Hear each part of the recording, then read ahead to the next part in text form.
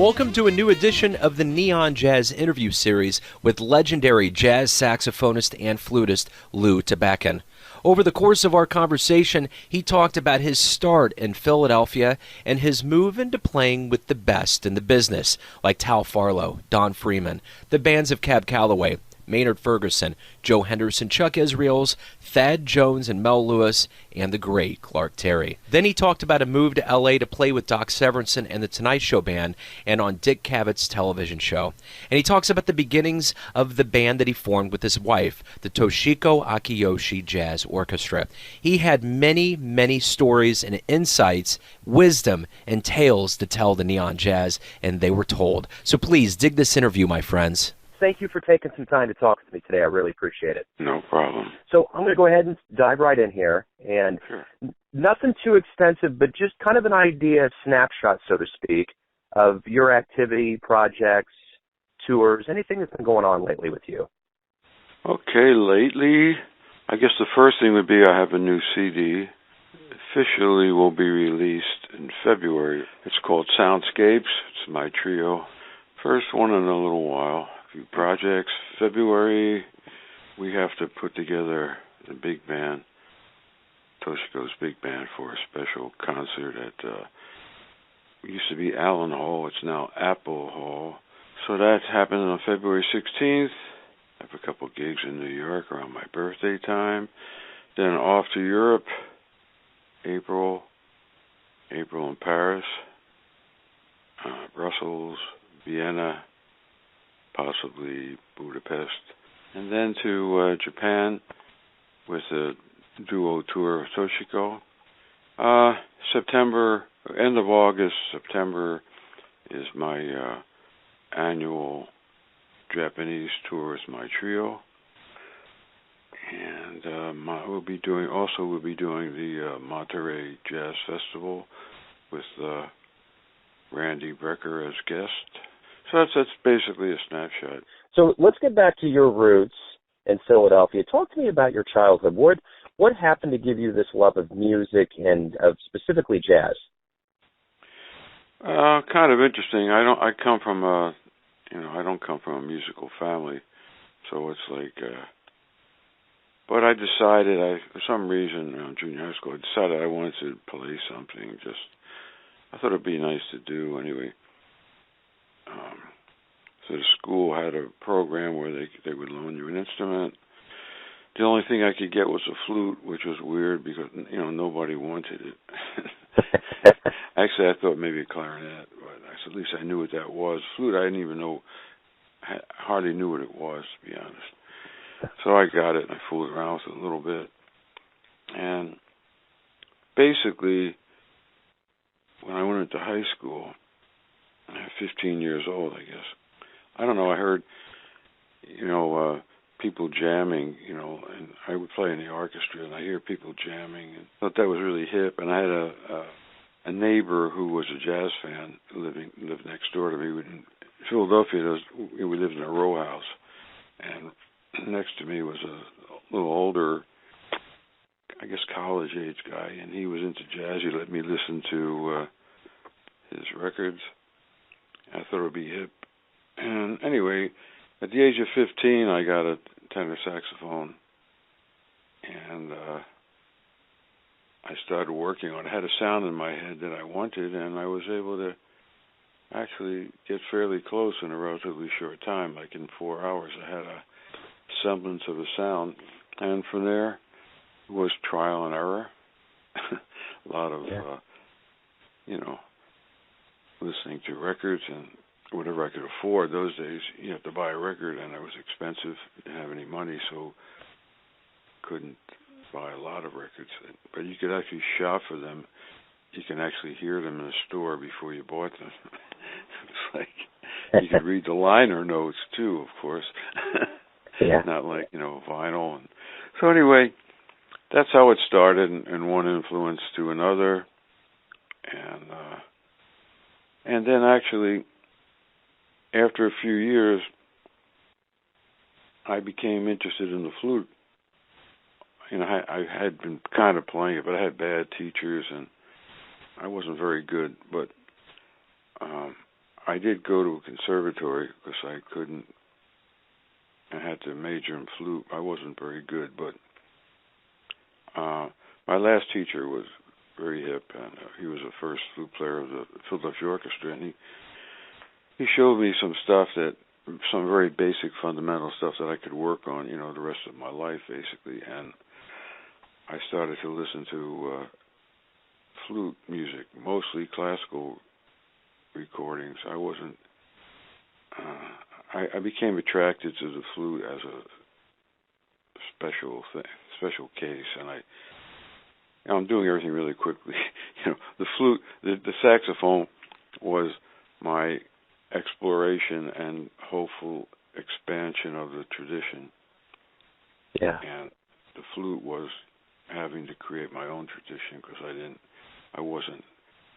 didn't think it made a lot of sense to play the same stuff you play on the saxophone, on the tenor, on the transfer to the flute. It didn't make any sense. So I tried to create my own language and my own world of narrative playing. And that's basically what I've been doing for the last 60 years, and trying to get it right. Hopefully I get it, I can't quit till I get it right, so hopefully I'll be around long enough to get closer. Yeah, that's right. So in the early years, it mentions in your bio that Al Cohn and Coleman Hawkins were huge influences. That's not quite accurate. Al Cohn was my first influence because all the white saxophone players in Philadelphia were big Al Cohn aficionados. So, so I would ask them, I would talk to them, and they would tell me what. Like Frank Tiberi was one, and he said, "I'll get this record," so I get that record, and I was attracted to a certain way that he played. He was my first kind of hero, and then it was and Sonny Rollins. I heard Sonny Rollins, and I got attracted to that. And of course Coltrane. And I used to emulate Coltrane, and I realized that after hearing a lot of other, saxophone players, especially white saxophone players, trying to emulate Coltrane, I said, "Boy, that's pretty stupid." It's like, it doesn't make any sense to try to be someone else. I do this.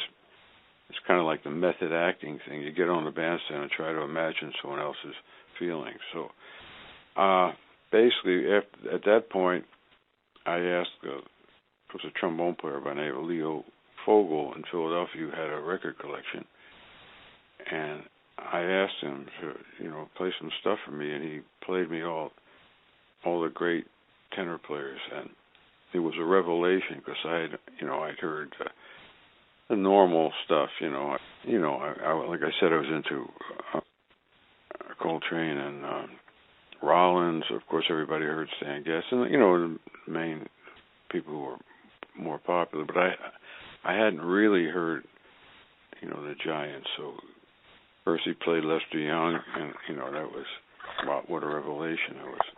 How do you not like classic Lester Young? And Don Byas, I couldn't believe, the sound and the actual technical expertise, and amazing playing, and played all, Ben Webster, another thing, and Tragic Beauty. And I heard all these players, and and then he played Hawkins, and Hawkins, I couldn't get Hawkins. Yeah, Hawkins was too difficult. Hawkins was too beyond anything I had ever heard in a sense, and I just couldn't. I was too young and not sophisticated enough. But then, as years went on, like the light, the light bulb went off, and I said, "Well, that's it. That's the source of the whole thing." And then when I would listen to my hero Sonny Rollins, I could hear. Of course, I could hear Hawkins, but I could also hear so many other influences. I could even hear Chu Berry, and I could hear, of course, Lester and Bird, and it reinforced my, conviction that the only way to eventually find your own voice is to, listen and try to absorb, not necessarily, you don't necessarily have to transcribe, but absorb the elements that, you know, the great players had, and like you put it in a pot and you mix it up, and all of a sudden your own recipe, whatever, your own style emerges. And because nobody comes from nowhere. I mean, the closest was probably Hawkins, who had the hardest job. But anyway, that's basically it. So it's not actually correct to say my first influence was Al Cohen and Coleman Hawkins. It was a big progression, and you know, pass that on quickly. But that's basically, and then, you know, and then by the time you're 40, something happens, and all of a sudden you start to realize that you do have your own voice, and you begin to accept your idiosyncrasies, which in the past you try to eliminate. You know, you have this vision of this kind of perfect reality, and you kind of try to eliminate your little personal quirks and stuff, and eventually you realize that that's who you are, and you embrace it as opposed to destroying it. So that's, I always tell younger players, you know, like the way you end your note is your signature. It's like a painter. He signs a painting. When you end a note, that's your signature. So all the great players have their own nuance at the end of a note. Like, you know, of course, like Hawkins, Bird, everybody has a special signature. So embrace that and try to make sure you have enough air to let that happen. So basically, that's in a nutshell. And I went through a lot of different phases and influences, and I grew up and started playing in the 50s, mid 50s, and then there was like out music. We used to call it real acid jazz, not what they call it now.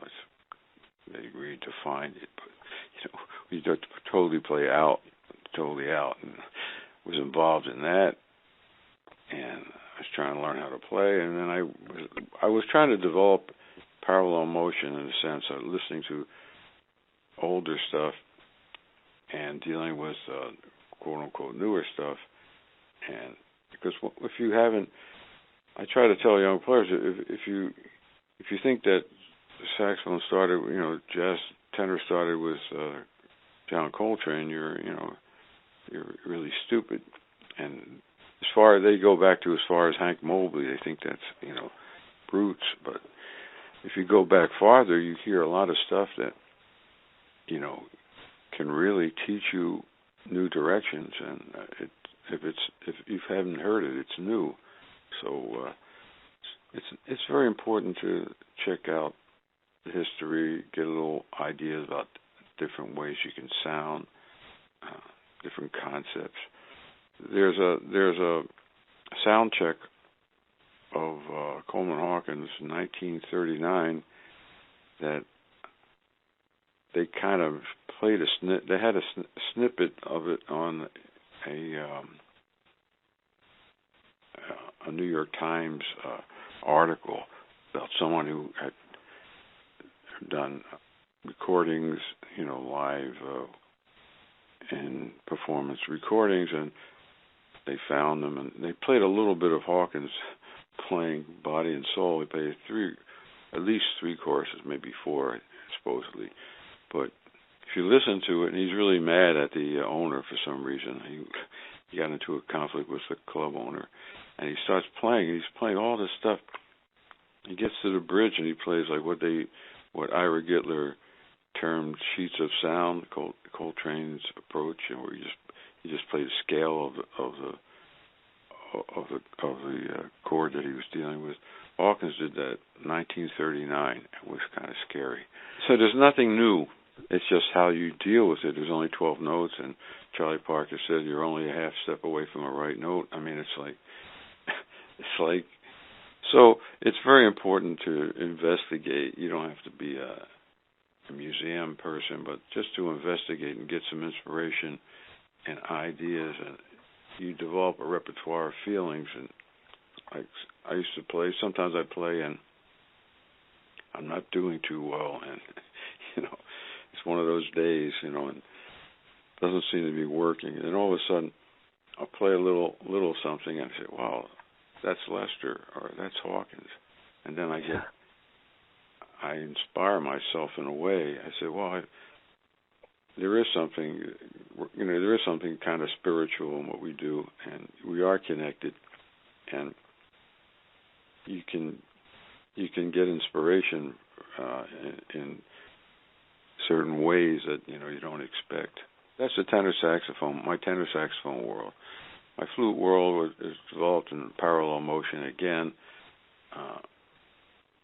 Like I mentioned, I'm really into the flute, and I keep on working at it, and the sound is the most important thing to me. The sound of the flute is very special, and it's a minor jazz instrument, to be honest. It's basically because of its lack of real volume. It's microphone dependent most of the time, and so it's like even in classical music, a famous pedagogue, Marcel Moïse, said the flute is a minor instrument.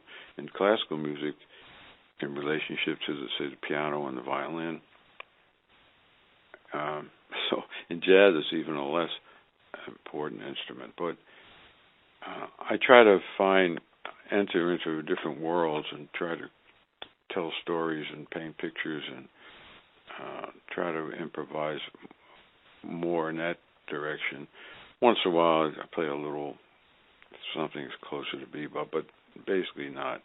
And in fact, recently, actually September 15th, I did a duet with a no performer, NOH, a Japanese no, at a 600-year-old traditional theater place that I play in Shizuoka. The owner owns the last Shogun's Garden, and he heard the second tune of my new album is dedicated to him, and it's very kind of, Japanese influence. And anyway, he heard it, and he got very excited, and he had a no stage built on his garden, like on the koi pond, So he invited some no people, and I performed a duet from Hagoromo.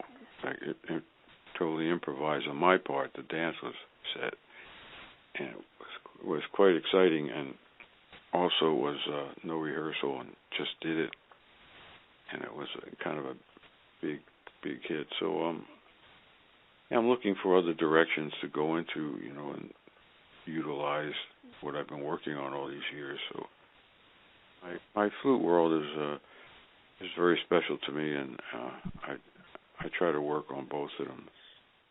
I'm going to delve a little bit more into your history here. After the Army in the mid-'60s, you made your way to New York, and you played with some big people at the time. Tal Farlow, big bands at Cab Calloway, Joe Henderson, Thad Lewis.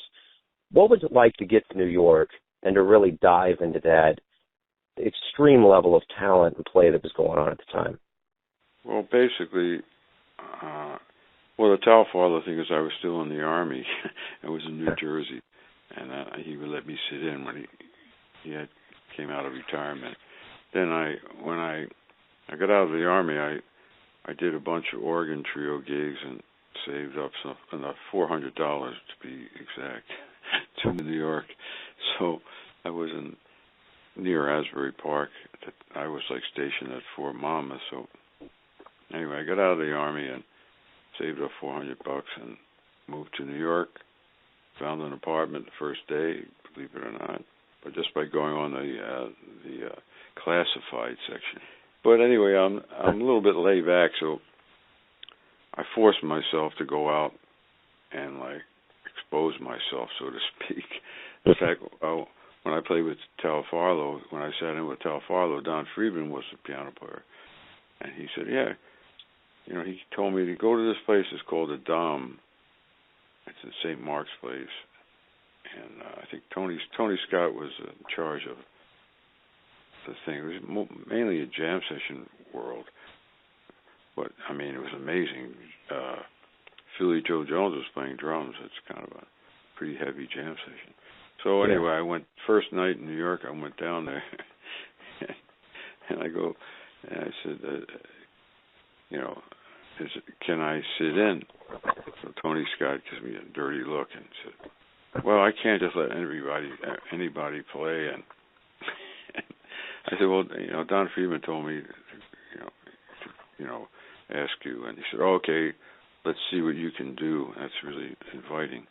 So I got up on the bandstand and I'm trying to play. I'm not exactly relaxed. And then I look out in front and I see like a whole bunch of guys sitting out there like a jury. And one of them I recognized was Kenny Dorham. Because anyway, I could actually hear them talking. Like, oh, he sounds like he practices a lot. I mean, it's pretty funny. So anyway, I passed the audition, and I was able to go there and sit in, and met some people. And then I sat in with Elvin Jones at a place called Pookie's Pub across from the Half Note, and he liked the way I played, and he told Joe Farrell, who was the saxophone player, to send me in when he couldn't make it.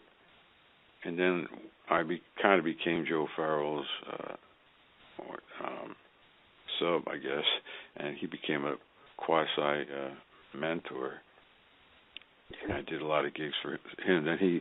That's how I got into the playing in Thad Jones Mel Lewis band, because he was busy. So I did a lot of. I started playing with them, and Eddie Daniels. Why don't you come in for me? So I was doing both chairs. I even had to play the Eddie Daniels clarinet parts, which at least I learned to get a credible sound. Anyway, so that's how all that stuff started, and one thing would lead to another, and then actually, this might be interesting. My chronology is not good, but my early days in New York, there was a famous bar called Jim and Andy's, and go out there, and all the musicians would be there. All the guys you saw on the record liner notes were all hanging out there. And most of them were really nice. One or two were jerks, but most of them were really cool. Yeah. And so I'm there one night, and Zoot Sims is at the bar, and he's kind of having a great time, and he says to me, he says, man, Clark is rehearsing tonight at, I guess it was at the Half Note, and he said, I don't feel like doing it. Why don't you do it? So I went down and rehearsed. I guess it was late at night, and it was like an all-star, Clark Terry's all-star band. They had Phil Woods as the lead alto, Danny Bank, Frank West. I mean, it was like, I think Ron Carter was playing bass. I mean, it was like, so every Wednesday I made sure I would be at the same place at the same time, and the same thing would happen. The Zoot would say, hey, man, why don't you do that rehearsal? So after about 4 or 5 of them, Phil Wood said, I don't think Zoot really wants to do this. You've been rehearsing, so you may as well do the gig. And so that's how I became the only non-all-star in Clark Terry's all-star band, which was a really great lesson, because at that point I wasn't sure. My style was like kind of messed up. I didn't know really where I wanted to go. So I would play solos, and they were like out of context, And I realized it, and I said, man, it's not cool. And so I decided to listen to Clark, and I listened to him play, and then I would try to use that as to influence how I approached my solos, that they were in context and they made sense, and I could move them to a certain point. But to come out of the music as opposed to imposing myself on the music, and that was an important lesson. So I went from a stupid iconoclast to somebody that tried to play music, and so that was important. And basically that's how I met Toshiko, because she was subbing Clark's band one night, and she was looking for a tenor player for a concert, and she heard me play, and she didn't know who I was, and she really liked it and called her contractor, and he said, "Oh yeah, Lew Tabackin." Because Joe Farrow was supposed to do her concert, and he had to go out with Thad and Mel's band, and so she asked me to do it, and I did the same thing. I said yes, but then I went out with Thad and Mel's band. So anyway, that's how we met. But so that was my situation, and I got in. I became a member of Duke Pearson's big band, which was a real great. It was like a family kind of feeling. It was like really a great band to play in, and Duke was really a special guy, very warm and sensitive guy, piano player type, and I had a lot of interesting experience. I got a call once, I think it was in '76. No, I said '66. I'm talking about '66, and to join Cab Calloway's reunion band. Now, yeah. Think about that. Yeah. And I show up in New Jersey, and I see all these old guys, like old black guys, and I'm trying to figure out why I'm there. And so there was an old, I thought he was old. He wasn't that old. Now that I'm much older than he was on the floor doing push-ups with Eddie Barefield, and we became really tight. And it was a great experience because I really learned a lot about. Previous to that, I didn't have much band experience. The bands I played in were, I played in the commercial. I got a gig with Les Elgart and then Larry Elgart, and then, it's a certain way to play. And then in Cab Calloway's band had, the lead alto player, his name was George Dorsey, beautiful sound, and there was Eddie Barefield and Sandeman Taylor, Garvin Bushell, and I realized that music, the way older guys treated the music, was that you follow the lead alto player, especially on sax oldies, you kind of tune into him, because the written page is not exactly the way it's played. It's kind of becomes the lead alto player's solo, and you have to follow him rhythmically and nuance-wise and dynamic-wise. And you get into a telepathy, kind of a certain... Nowadays, everything is written precisely. The younger guys, they get nervous. Frank Westwood played lead alto in our band, and when we moved back to New York, and guys would kind of... they couldn't get the fact he didn't play everything precisely, the way it was written. He played it with his own personality, and you have to. But once he did it, he played it the same way every time. But it's not an academic approach, which too much school creates musicians who, lose this abstract reality. So anyway, that's some of my situations, and New York was great. I was the great conservatory, and every time, I go out with Joe Farrow, and he'd say, "Oh man, why don't you sit in with this guy?" And I always have my horn, and I get up on the bandstand, and I start playing, and I look up, and Sonny Rollins is there. I said, "Oh man, I knew he set me up for that." And it's just you never know who's going to show up, and you better be playing as good as you can, and every time you play, it's got to be the best you can possibly do. It's not, it was a very special time, It's changed a lot now. It's become more formal. It's not the way it used to be, but it was a good time to be in New York, and it was great.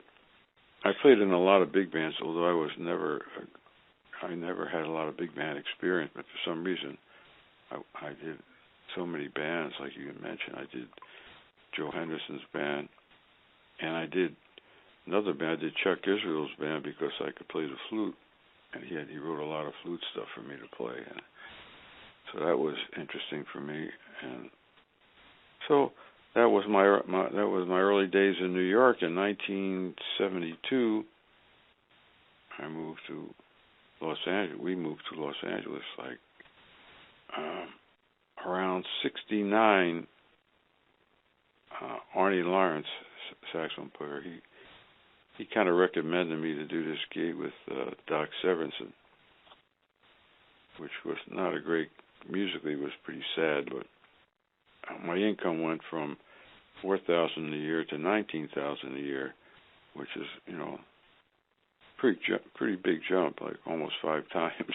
I went from mere survival to be able to actually buy a stereo system or something and actually get a credit card. So anyway, I was doing that and a couple other kind of things like Dick Cavett, and then I would sub on the Tonight Show, which we weren't supposed to do because it was a staff situation. But anyway, I did that, and I was playing a lot of people's projects, and then playing like the Black Revolution got kind of strong, and it was difficult for white jazz musicians unless you were really older, established, and start to get it was really tough. So it was like it got to be a little bit too much resistance. So a friend of mine, John Williams, bass player, John B. Williams, bass player, he moved to L.A. with Doc Severinsen's band, and he said, "Yeah, why don't you come out, man? It's great. I'm playing all the time," and blah blah blah blah blah. So I said, "Well, might be a good thing to do, So we moved to Los Angeles, and because I was guaranteed a certain amount of nights on the Tonight Show, I quickly realized that L.A. was not the jazz utopia. It was like it fell short compared to being in New York, so it was very frustrating. But the good thing about it was that it forced me to develop my own reality. Instead of playing in everybody's band, I had to try to create my own world. And fortunately, I had some good experiences. Shelley Mann, we had supposedly a co-op group, but Shelley was really the leader. Did that for for quite a while, and I met Billy Higgins. We started doing stuff with him, and I had a trio. I was still working on my trio. I missed that point. In '67, I started my first trio in New York. But anyway, kept on, doing that project, and all of a sudden I became an entity, and then the big band happened. So all this stuff happened in L.A. It was like turning a negative into a positive. So instead of giving in to the laid back, kind of like television music reality of Los Angeles, just forced myself to create my own world, and so it basically turned out to be a positive thing. So when I came back to New York, I actually had an identity. Yeah. It wasn't just a guy that played in this band and that band and that band, Then in '82, just had enough of Los Angeles, enough of fighting, so went back to New York, reestablished a big band, and anyway, closer proximity to Europe, So I started to do more stuff over there, and did some recordings. I did a few recordings for Concord Records and whatever. So, and I continue to go back to Japan every year, at least once in certain situations. So, a lot of, I guess a lot of stuff went down, and here I am back here, still working on it. Yeah, that you answered a lot of questions that I was kind of building up with your bio. One, which is awesome. That's good. Oh yeah, absolutely. And one thing I did want to ask you about is your wife's the jazz orchestra, Toshiko's Jazz Orchestra. What's the history of that? How did that form, and what's been kind of the history of that? Well, I can give you the history because it was my idea. Like I was telling you, when we moved to LA, it was kind of boring. I would be invited to play in all these bands because they knew that I had played in, Thad's band and Duke Pearson, Clark. I played in all those bands, and they would call me to play, and the music would be so boring and uninteresting from a jazz standpoint. So I said to Toshiko, I know you wrote she had a town hall concert in, I think it was 1967, and she played she wrote 5 charts for a big band. And I said, I know you have some music, I can call some guys and we can get together. And the Union Hall in Los Angeles, the Union had rehearsal facilities, so you have to pay. They charge you, believe it or not, 50 cents, not 50 cents in the slang vernacular, 50 cents, half a dollar, for 2 hours and 45 minutes. So we would rehearse Wednesday at 10 o'clock. I called a bunch of guys that I knew and started playing her charts. And it was really weird because, people out there, they couldn't relate to the music. And at first, they were used to playing they said most of the big bands that got together to rehearse are like what we would call kick bands, in a sense, just like not that hard music, just have fun. And this was required a lot of concentration, complaints. Oh, you can't play that. So she would say, no, I know Dizzy played it, and I didn't get it from nowhere. It's been played before, basically. So anyway, one thing led to another. We started to develop a core of musicians that really accepted the challenge and could deal with a woman telling them what to do. And it kind of we do these little door gigs in Pasadena, a place called the Ice House, and I'd guarantee them a few bucks, so I'd lose some bread, and it didn't matter because I was working.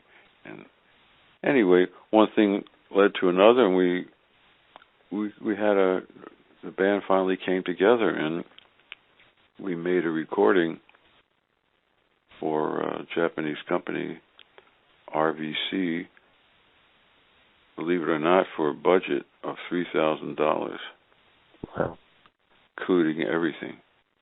Wow. And we made this recording in a small 8-track studio, and the album was Kogan, which immediately sold 30,000 copies right off, and it was one of the big hits of all time. And it was especially for big bands. Japanese don't particularly like big bands. So anyway, we had the recording, and the record hadn't come out yet, and Toshiko played the tape, I guess it was a cassette, believe it or not, for John Lewis. And John Lewis really was impressed, and he was musical director at Monterey, and he got us a gig there. And in those days, like early 70s, jazz festivals were really big things. Like the international press would be there, and you play at a major festival and it's all over the place. Not now, nobody really cares, but in those days it was really big. So we got a lot of, it's a new band and blah blah blah, and we got a lot of coverage. One thing led to another, and started to get gigs and tours, which we would lose money on because I didn't know how to do it properly. And but anyway, one thing led to another, and it became, and we did, several recordings, and so that's how that started.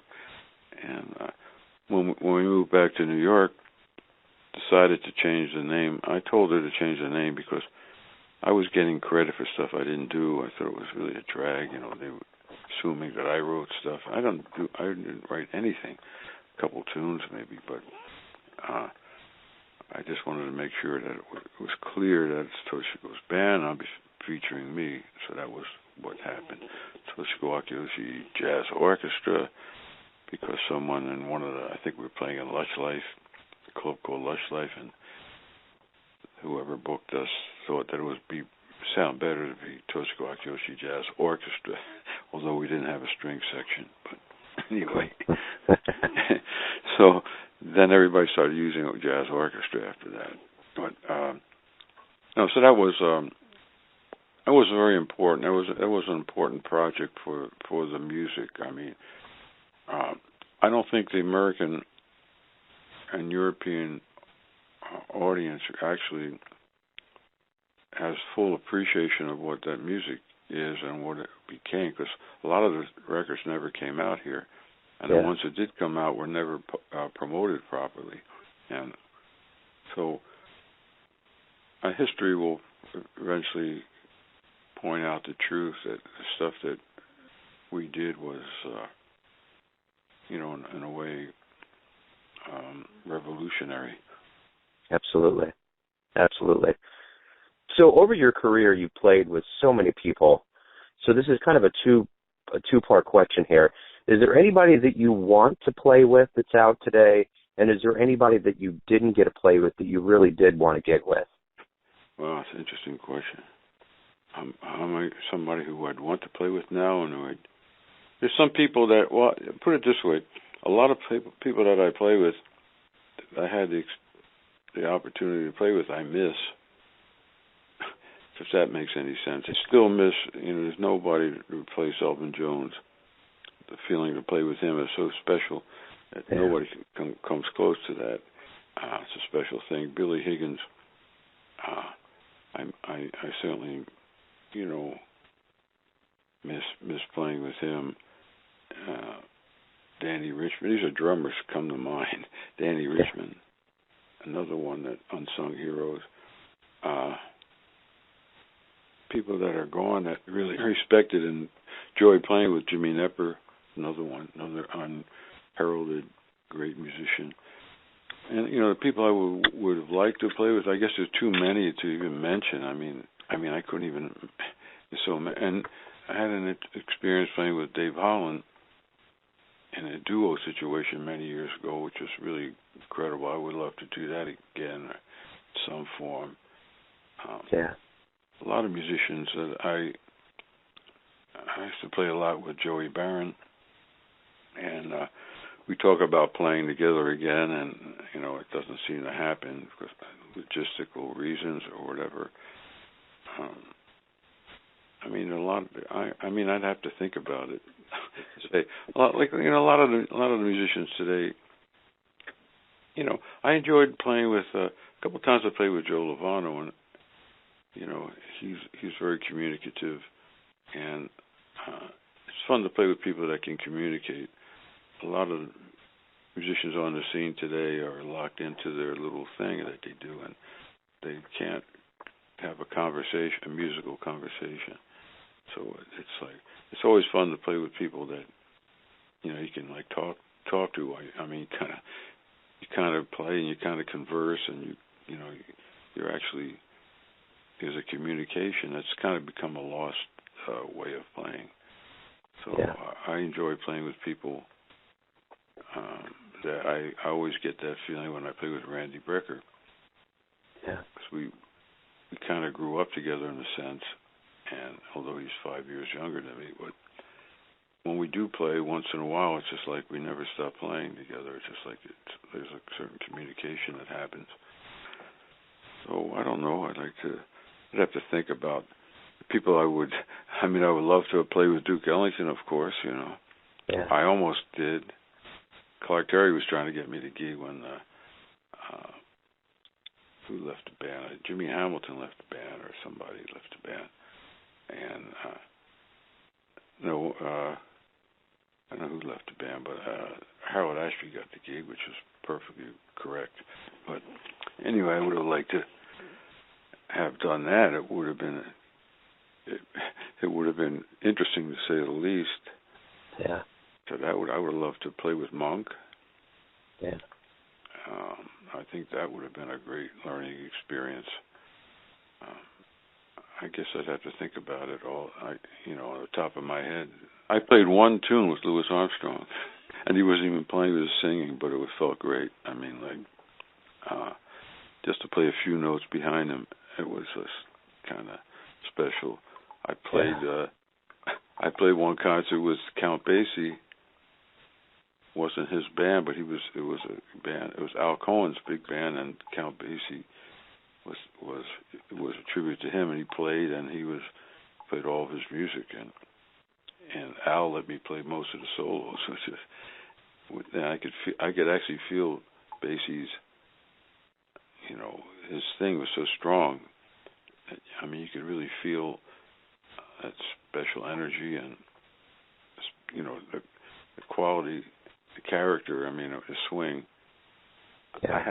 I did a duet album with John Lewis many years ago, and that was very important to me because it was a great experience playing with him. He's underestimated in many ways. He also has, he has a great unrecognized rhythmic feel. People don't think much about it because he's understated, but really quite special, and developed a relationship with him after that recording. So anyway, I guess there's tons of situations that would be nice to be in. So over 6 decades of dedicating your life to jazz and everything that you've seen, a wide swath of jazz history, why do you love jazz? I don't know. I don't know if I do or don't. It's an interesting question.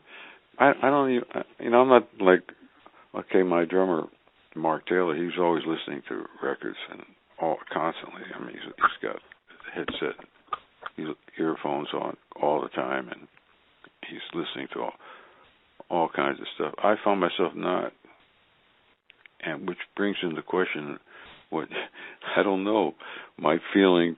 So I'm a participant. I'm not a voyeur. Maybe that's one way to put it. It's like I like to be doing it. So I love playing. I don't like Coleman Hawkins was the same way. He didn't listen much. He listened to classical music most of the time, or he would, whatever he heard was live. He would go out and hear stuff live. So I mean, I love jazz music, and I love the certain elements of it. I find myself hearing less and less of it lately, and which leads me to be, that's why I hesitated a little bit, because I don't hear the values that I hear. I don't hear a certain energy, commitment, and swing, if it's one of a better word, and extension of traditional values. Everybody asks me who I think the next great player is or whatever. I said, well, just show me somebody who takes a tradition and expands it and not destroys it. Then that'll be the person that I would be behind, because most of the time nowadays there's a lot of European influences taking over, Latin, all kinds of stuff that kind of takes away from the essential spirit of the music. Or in an extreme situation, my friend Pete LaRocca, who passed a couple of years ago, he refused to play Latin, anything Latin. He said that it's corrupting, the swing in jazz, and he wouldn't do anything. If he would play a tune that was a Latin tune, he would play it in 4/4. I mean, he would just, that was the extreme. He was the opposite of dizzy, I guess. So anyway, it's kind of interesting. So basically, if I'm looking for some inspiration, unfortunately, I usually have to go back to the root. Like if a simple one, like if I feel like I'm not happy with the way my sound is, say, I have to put on a record. I put on the bridge of Don Bias playing These Foolish Things, and I said, well, okay, it's cool, and I'm fine. Because most of my inspiration comes from the older essential players, and so that gives me inspiration. I haven't found a lot in most of the younger players, but I think jazz, like, and this on the top of my head, I think jazz used to be more relevant in a sense. It was like it was a revolutionary music in a way, and it kind of like it was a music of freedom, and it was music that reached people's soul. Now it's becoming entertainment music, either entertainment music or quasi-intellectual music. It's lost a lot of its vitality. Like, it's funny if I hear a group trying to play 1960 kind of like freer kind of music, and it sounds so old-fashioned because it's totally irrelevant.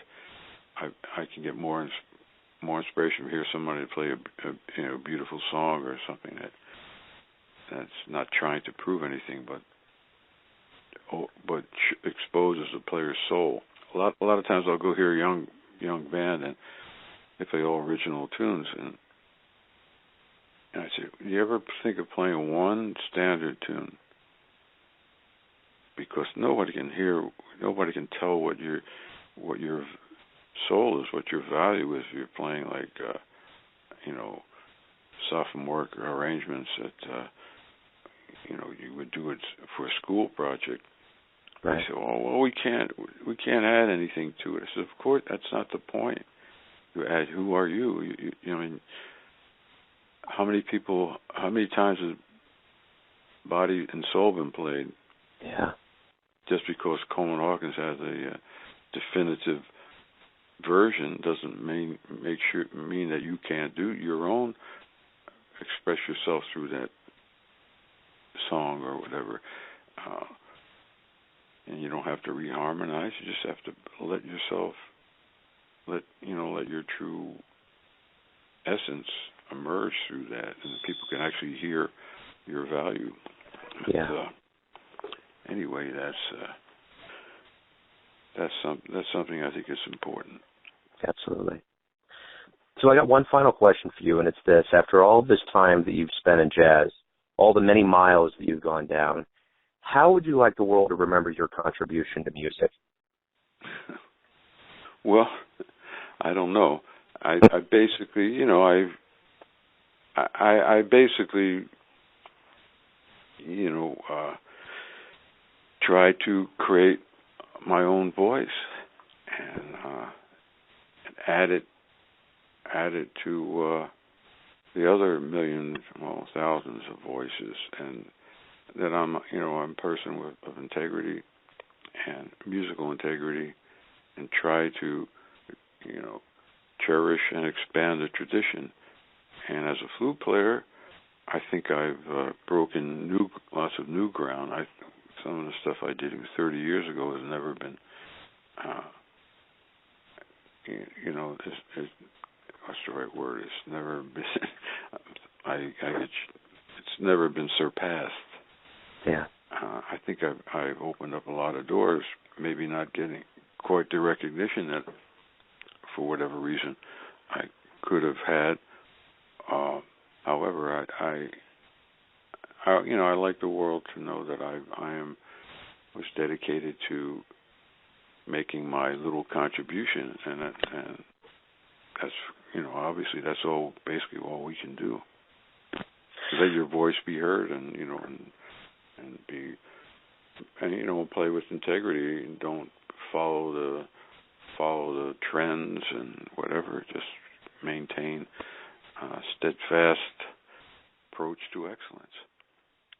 That's a perfect way to kind of put an end to the interview. Lew, hey, thank you for your story, your time. It was beautiful, man. I really appreciate it. And I appreciate all the music. Okay, thank you very much. I appreciate your efforts. Thanks for listening and tuning in to a very special edition of the Neon Jazz Interview Series, where we give you a bit of insight into the legends and the players that give us all that jazz from all over the world. And thanks to Lew for his history, his graciousness, his music, and above all, his cool. If you want to hear more interviews, go to Famous Interviews with Joe Domino on the iTunes Store, or visit theneonjazz.blogspot.com for all things Neon Jazz. Until next time, enjoy the music, my friends.